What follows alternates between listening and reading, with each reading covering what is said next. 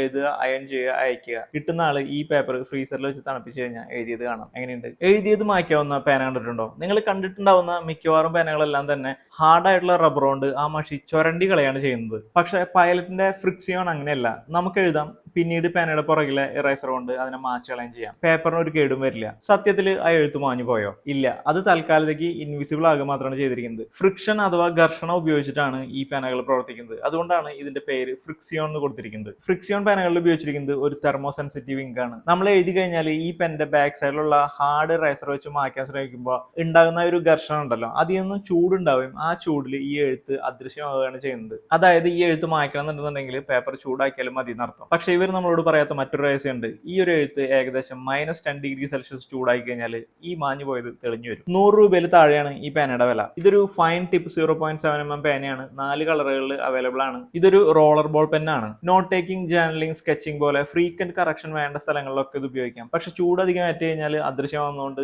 Official സിഗ്നേച്ചറുകൾക്കോ അല്ലാന്നുണ്ടെങ്കിൽ legal ഡോക്യുമെന്റിലോ പരീക്ഷയ്ക്കോ ഒന്നും ഇത്തരം പേനകൾ ഉപയോഗിക്കാണ്ടിരിക്കുന്നതാണ് നല്ലത്. അപ്പോൾ നമ്മുടെ ചാനൽ ഒന്ന് സബ്സ്ക്രൈബ് ചെയ്യാനായിട്ട് മറക്കല്ലേട്ടാ.